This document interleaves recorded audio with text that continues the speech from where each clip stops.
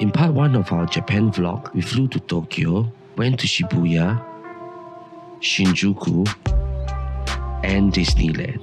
So for day 4, we rented a car and drove out of Tokyo.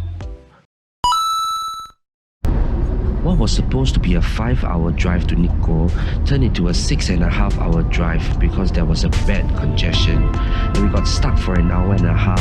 But frankly, I quite like driving in Japan because Japanese drivers, as expected, are very polite and disciplined, and although there was a bad jam, you rarely see any queue cutting. Also, besides the jam, traffic was relatively smooth throughout and it was super pleasant cruising down the highways. It helped that the view along the way was stunning and I totally loved it. But yes, the toll charges are exorbitant as all things in Japan. Because of the jam, the only place we managed to visit was Ryokyo Gorge, which was formed from volcanic rocks eroded by the Kinugawa River.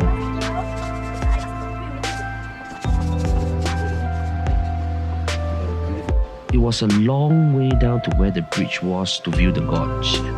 The slope was really steep and the steps were really narrow, and we struggled quite badly having to catch our breath and lugging the 2 kids down at the same time.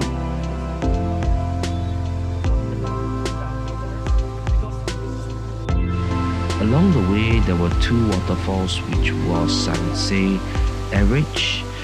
I've seen nicer falls, but what's to come after was really worth it. After an awfully long walk, we got to the bridge and the view was absolutely breathtaking. The gorge, for what it's worth, was already a brilliant sight, but the red and yellow autumn leaves was the topping to the cake. It was so picturesque that it was almost unbelievable. It was like a desktop wallpaper in real life, and we could have stayed there for hours if it was not because the sun was setting.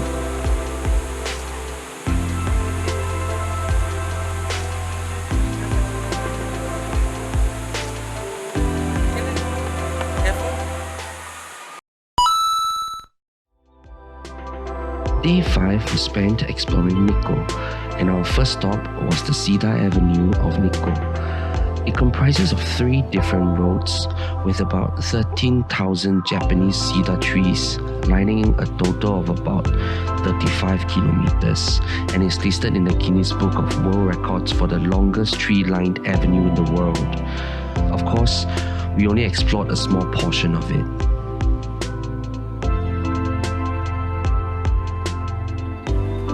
We parked and explored the portion beside Sugi Namiki Park, and boy, it was actually quite a brilliant sight.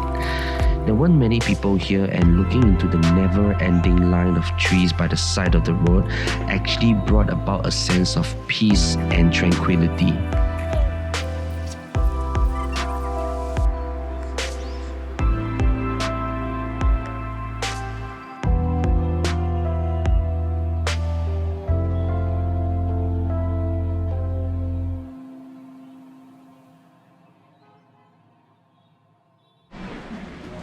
Next up, we wanted to go to Toshogu Shrine, which is one of the most famous shrines in Nikko.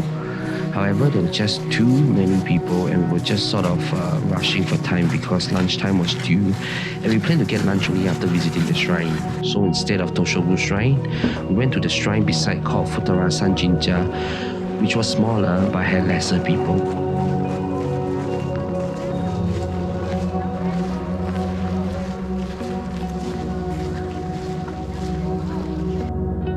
The place was nice and peaceful, but of course, there were nothing for the kids, which meant that they got bored after a while and we left shortly after.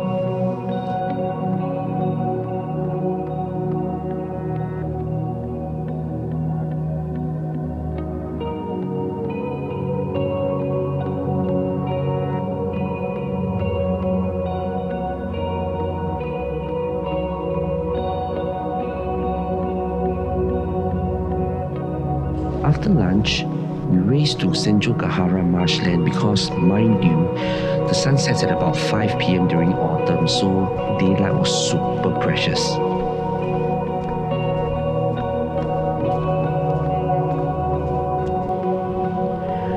And we made it just in time for sunset. It was basically a big empty marshland that I suppose has a few hiking trails if you have time, but we didn't. So we stayed at a portion that overlooked the marshland with a few mountains in the backdrop. The sunset brought out the yellow in the marshland. It was lit. And with that concludes day 5.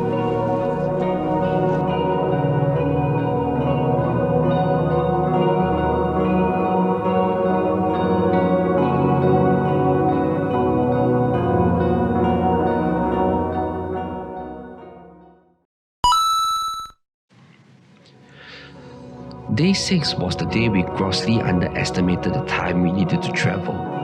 We made plans to drive to an orchard in Minami Alps, which was supposed to be about 3 hours drive away from Nikko, and a few places at Fuji Kawaguchiko, which was the town beside. But an hour's worth of traffic jam later, we managed to reach the orchard only about 1 hour before they closed, and Fuji Kawaguchiko had to be saved for the next day.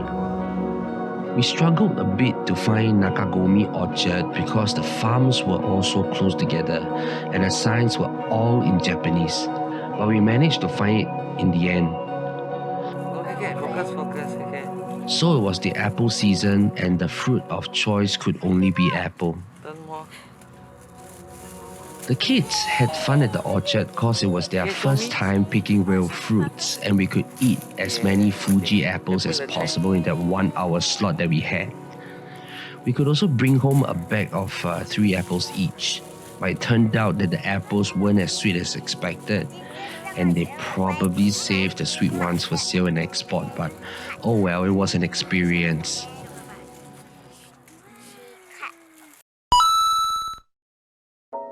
We spent day 7 exploring Fuji Kawaguchiko, and our first stop was the Kawaguchi Asama Shrine.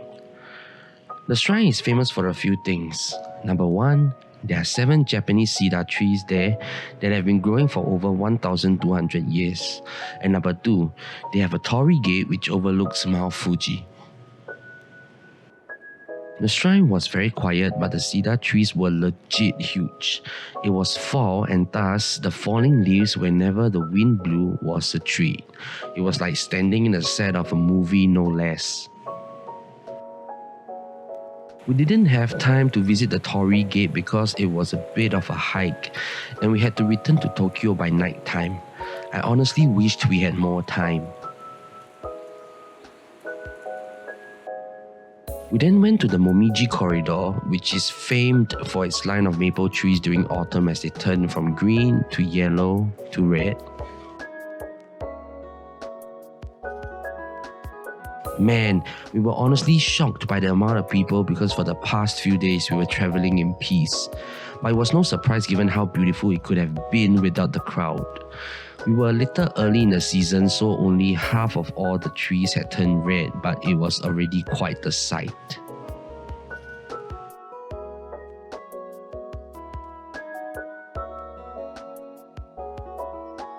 We also strolled to Lake Kawaguchiko, which was beside, and from there we had a great view of Mount Fuji. Thankfully, it was a clear day, so it was in plain sight without much clouds or fog. To be frank, I haven't seen a lot of mountains, but there was something really charming about Mount Fuji, especially towards the end of the year when it is capped in snow.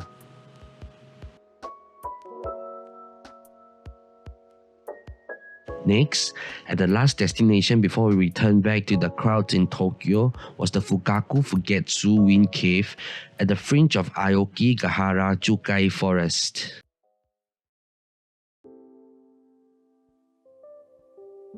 The cave was formed by the lava flows from past eruptions of Mount Fuji, and it served as a natural refrigerator until the beginning of the Showa era because it had an average temperature of 3 degrees Celsius. Also, due to the cool temperature, ice could naturally form inside the cave and stay frozen for a long time.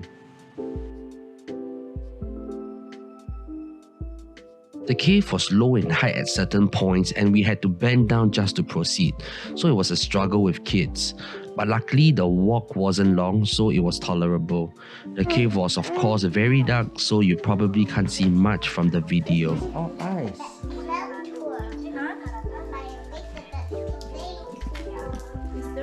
And so, it was back to Tokyo for the remainder of the trip.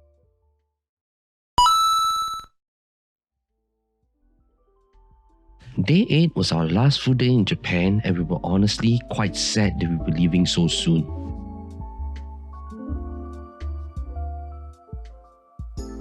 We started our day off at Asakusa, where we visited the Sensoji temple and the area surrounding it. There was a shopping street just in front of the temple, but again, there were a lot of people.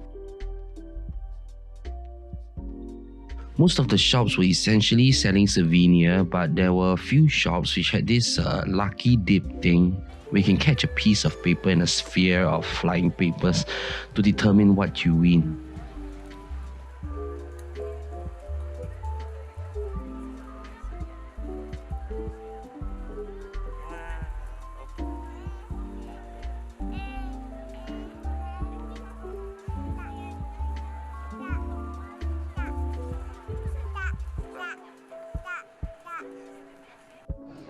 We also drew divine lots at the Sensoji temple, and guess who got the worst luck of us all?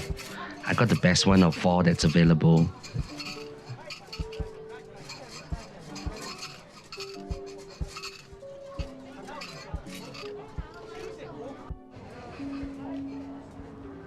What does it say?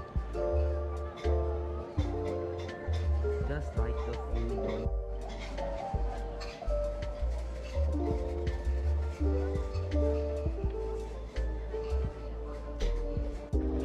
After that, we went back to Shibuya because if you recall, we went on the first day, but were unable to do anything because of the 2 grumpy kids. So this time round, it was better and we managed to shop a little since the kids were sort of acclimatized.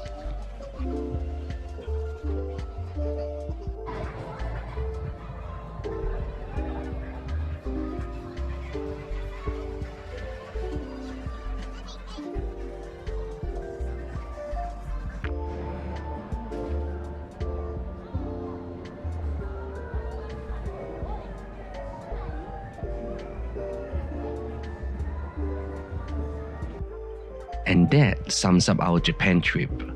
It was really nice and all of us, including the kids, honestly liked it very much. Can't wait to be back.